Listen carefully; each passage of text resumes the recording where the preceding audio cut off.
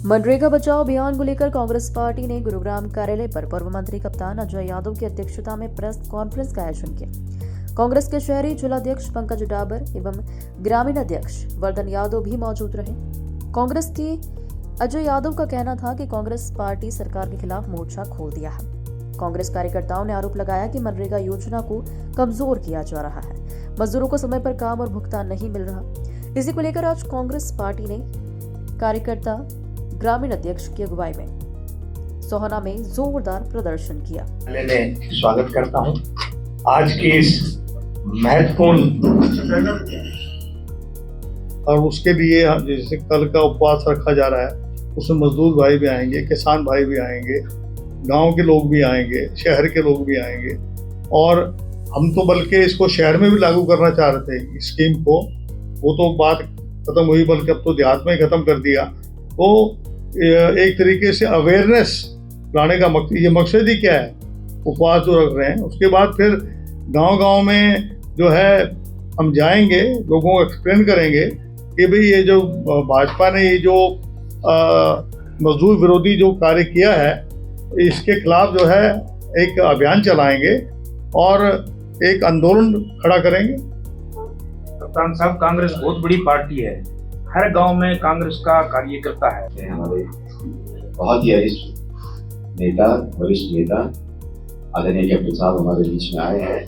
आज की प्रेस वार्ता को संबोधित इन्होंने किया, बहुत विस्तार से इन्होंने संबोधित किया। और हम तो आपकी मीडिया के माध्यम से एक प्रस्ताव भी रखना चाहते हैं कि आपने VBG राम जी इस योजना का नाम रखा, लेकिन इसमें राम का नाम कहाँ है? ये तो एक एब्रिविएशन है जिसको जोड़ करके आपने राम का नाम लिखा है। हम तो ये निवेदन करना चाहते हैं कि क्यों ना इस योजना का नाम मर्यादा पुरुषोत्तम प्रभु श्री राम रोजगार गारंटी योजना के नाम से रख दिया जाए। कांग्रेस तैयार है। कांग्रेस को प्रभु श्री राम के नाम से, जैसा कि कैप्टन साहब ने कहा, कोई आपत्ति नहीं है। कण कण में नाम राम है, मन मन में राम है।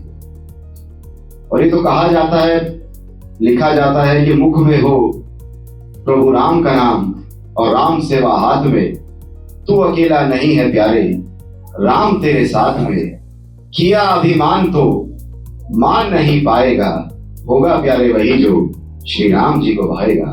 तो हम तो राम का नाम हर रोज लेते हैं, हर जगह लेते हैं। लेकिन आदरणीय कैप्टन साहब ने विस्तार से बताया कि जो 100 दिन की गारंटी थी, उस गारंटी को ये सरकार खत्म करना चाहती है।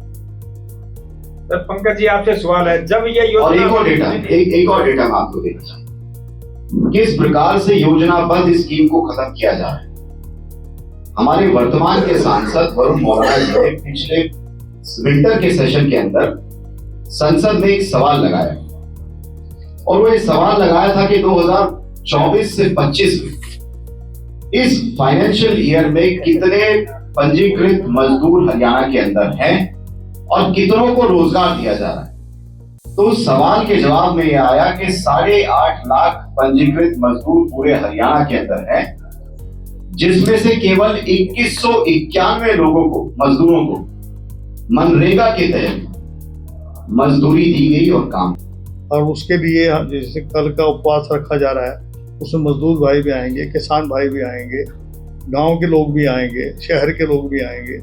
और हम तो बल्कि इसको शहर में भी लागू करना चाह रहे थे इस स्कीम को, वो तो बात खत्म हुई, बल्कि अब तो देहात में ही खत्म कर दिया। तो एक तरीके से अवेयरनेस लाने का मकसद ही क्या है, उपवास जो रख रहे हैं। उसके बाद फिर गांव-गांव में जो है हम जाएंगे, लोगों को एक्सप्लेन करेंगे कि भाई ये जो भाजपा ने ये जो मजदूर विरोधी जो कार्य किया है, इसके खिलाफ जो है एक अभियान चलाएंगे और एक आंदोलन खड़ा करेंगे। कप्तान साहब, कांग्रेस बहुत बड़ी पार्टी है, हर गांव में कांग्रेस का कार्यकर्ता है। गरीबों के हक की आवाज कौन उठाएगा? कांग्रेस पार्टी। ये गोडसे को मानने वाले लोग ये महात्मा गांधी जी का नाम बदलने चले। महात्मा गांधी का नाम अमर है और सभी जानते, एक एक दिल में आज महात्मा गांधी जी का नाम है और उसको बदलने चले। घोर अन्याय और घोर पाप करने का काम अगर आज कोई कर रहा है तो भारतीय जनता पार्टी, गरीबों का हक छीनने का काम अगर कोई कर रहा है तो भारतीय जनता पार्टी। ऐसा कतई बर्दाश्त नहीं किया जाएगा। और आपके माध्यम से बताना चाहता हूं कि कल गुड़गांव जिले में सोना में उपवास का कार्यक्रम एक सांकेतिक, एक इस गूंगी बहरी सरकार को जगाने का एक प्रयास किया जाएगा। उपवास के माध्यम से 11 बजे से लेकर 4 बजे तक हम सभी साथी, वहाँ के गरीब मजदूर भी और गांव के किसान भी सभी मिलकर उपवास बैठेंगे और इस योजना, जो ये योजना लागू करने जा रहे हैं, उसका विरोध दर्ज करेंगे। बहुत बहुत धन्यवाद। यहाँ उपस्थित जो है सभी प्रेस कॉन्फ्रेंस का मैं वेलकम करता हूँ और आज की इस सब प्रेस कॉन्फ्रेंस में मौजूद जो है पंकज डाबर जी, जो सिटी के जो प्रेसिडेंट हैं हमारे डिस्ट्रिक्ट के, वर्धन यादव जी जो हमारे ग्रामीण के अध्यक्ष हैं गुड़गांव से, पर्ल चौधरी जी, सुनीता शेरावत जी और कुडा जी और सनी और राजेश जी और निर्मल यादव, भाई सुबेश सिंह जी और जितने भी हमारे साथी यहाँ आए हुए हैं, मैं आप लोगों से ये कहना चाहूँगा कि आज पूरे देश भर में डिस्ट्रिक्ट लेवल के ऊपर जो मनरेगा बचाओ संघर्ष अभियान के तहत हर जिले के अंदर जो है, हरियाणा के अंदर और पूरे देश में इसी प्रकार से हर जिले लेवल पर प्रेस कॉन्फ्रेंस हो रही हैं। उस कड़ी में आज यहाँ प्रेस कॉन्फ्रेंस की जा रही है। आप जानते हैं कि मनरेगा जो Mahatma Gandhi national rural employment guarantee act था,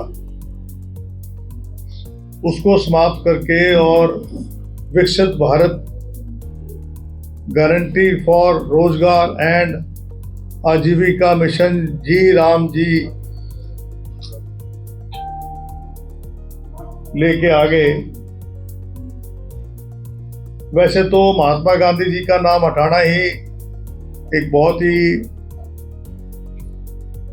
मैं समझूंगा कि एक ऐसा काम किया बीजेपी ने जिसके लिए अपनी पोल खुद की खोल दी है कि महात्मा गांधी जी के नाम का महिमा मंडन तो करते हैं, लेकिन उनकी विचारधारा से वो बिल्कुल विपरीत चलते हैं। अहिंसा की बात करने वाले बापू जी का नाम हटाना बेहद दुर्भाग्यपूर्ण है। मनरेगा कोई योजना नहीं है, एक तरीके से ये गरीबों का संवैधानिक अधिकार था और ये जो है 2006 में जब डॉक्टर मनमोहन सिंह जी, सोनिया गांधी जी जो हमारी जो पार्लियामेंट्री पार्टी की जो चेयरपर्सन है, और उस वक्त जो है ये doctor Manmohan Singh ji, late doctor Manmohan Singh ji की रहनुमाई में इस बिल को लेके आए थे। मकसद ये था कि इसको हम 100 दिन के लिए गारंटी थी रोजगार की, क्योंकि पहले आप काफ़ी लोग जैसे बिहार, यूपी में पलायन करते थे, तो उनको रोकने के लिए कई जगह जो है इसका काफ़ी फायदा मिला। लेकिन ये 2006 में लागू हुआ था, लेकिन बीजेपी इसको धीरे धीरे ख़त्म करने में लगी हुई है और ख़त्म कर ही दिया। और करोड़ों मजदूरों के काम मांगने के अधिकार को छीनने का एक प्रयास है। कांग्रेस ने 100 दिन की गारंटी दी थी, समय पर मजदूरी और सामाजिक ऑडिट और ग्राम पंचायत को अधिकार था। पहले ग्राम पंचायत को अधिकार था, अब ये अधिकार चला गया केंद्र को। अब केंद्र डिसाइड करेगी, कोई गारंटी नहीं है कितना बजट रखना है, कौन सी स्कीम लेके आनी है, ये इसका जो निर्धारण है ये केंद्र सरकार करेगी। और कोई गारंटी नहीं है आपको कौन से जिले में काम होगा, कौन से प्रदेश में पैसे जाएंगे इसके बजट के। और सबसे बड़ी बात ये है कि जहाँ पहले 90% जो ग्रांट थी वो केंद्र सरकार से आती थी और 10% जो है वो राज्य सरकार दिया करती थी, अब इन्होंने उसको रिवर्स कर दिया। अब 60% जो है केंद्र सरकार और 40% दे रहा है राज्य सरकार देगी। आपको पता है कि राज्य सरकार की तो हालत कितनी खस्ता है। जो ऑनगोइंग स्कीम्स हैं